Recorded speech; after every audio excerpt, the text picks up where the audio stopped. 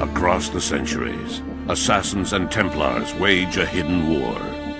One side fights for freedom, the other for control.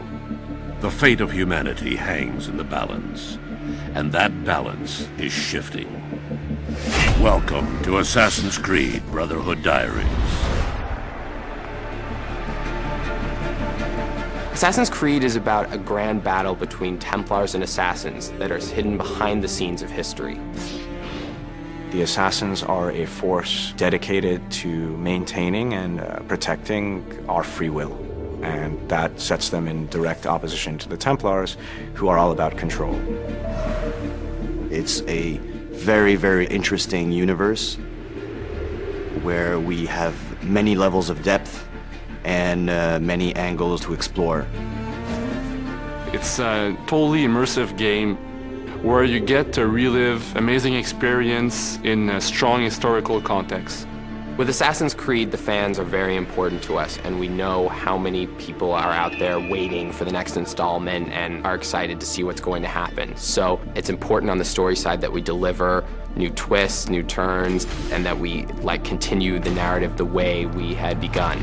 Assassin's Creed 1, as most of people know, was set in the Third Crusades during the 12th century. Assassin's Creed 2 was set in the Renaissance. This time around, we are going to focus especially on the city of Rome itself and on the life of Ezio, the second part of his life where he decides to build a new order, which we call the Assassin's Brotherhood.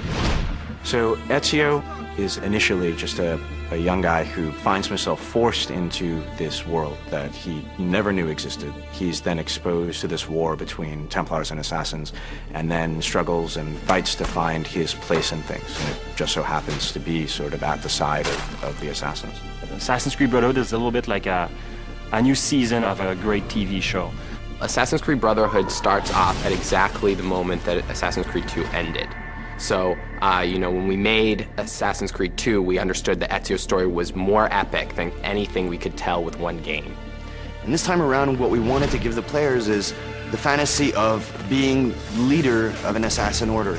And it made sense for us to put the player in that position and have that extra responsibility of not only teaching them, but also recruiting them and molding the next generation of assassins. The player will be able to recruit new assassins, train them, and eventually send them on different types of missions. You will see many familiar faces in Assassin's Creed Brotherhood. Lots of characters that you knew before in Assassin's Creed 2 will return, but not necessarily the way you expect. Now, Ezio is much older, he's wiser, and he's about to become a leader of the Assassin Order, and he'll need to prove that he truly can lead. But things aren't going to go as planned. Next on the Brotherhood Diaries. We're introducing a fresh and unique multiplayer experience, so that's the first time we are doing that for the Assassin's Creed franchise. In Assassin's Creed Brotherhood, the player is going to get to actually create the Renaissance in Rome.